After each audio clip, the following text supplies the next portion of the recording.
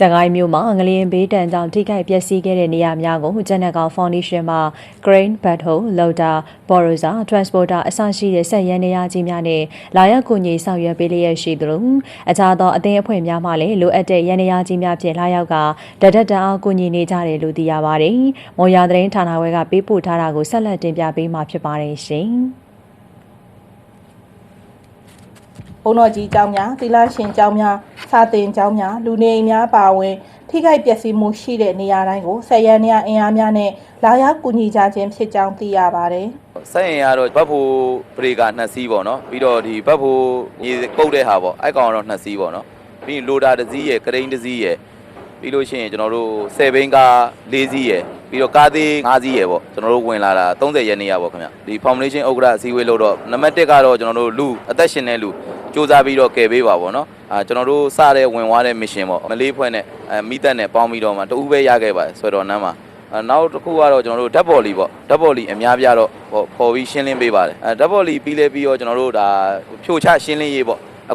ခုချိန်ကြီးဆောင်ရွက်နေပါတယ်ဒီကျွန်တော်တို့ foundation အဖွဲ့ကမနက်ဆို9နိုင်ခွဲလောက်ဆိုထမင်းစားပြီး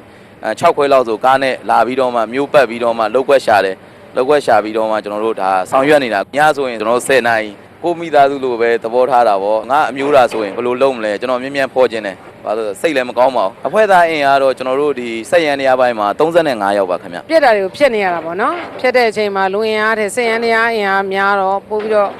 ထိရောက်ပါတယ်ခုလိုမျိုးဝိုင်းဝန်းကူညီကြတဲ့ကျန်းနကောင်ဖောင်ဒေးရှင်းနဲ့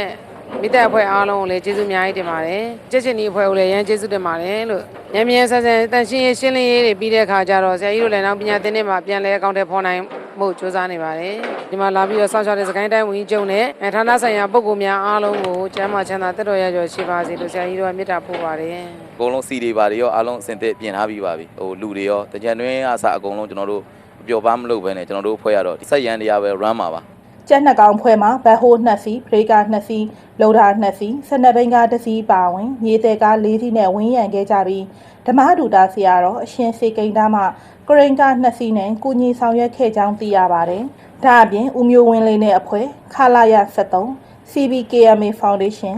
AYA Foundation မကွေးကြက်ချေနီအဖွဲ့မရပူရမျိုးပြဖွံ့ဖြိုးရေးကိုနေမျိုးနဲ့အဖွဲ့ရှိုင်းကုမ္ပဏီအဖွဲ့ဦးရန်လင်းအောင်အဖွဲ့အောင်ကြီးကုမ္ပဏီရန်နိုးသူကုမ္ပဏီစသဖြင့်အဖွဲ့အစည်းလိုက်လာရောက်ပူးပေါင်းကရိန်း9စီးဘတ်ဟိုး8စီးလော်ဒါ4စီးဘော်ရိုစာ1စီး transporter 1စီးမြေတက်ရင်12စီးစသဖြင့်လိုအပ်တဲ့ရန်ရာကြီးများကိုတိုးတင်တာတိုးပြီးနိုင်တဲ့ဘက်ကတဒအားကူညီခဲ့ကြကြောင်းသိရပါတယ်ရှင်။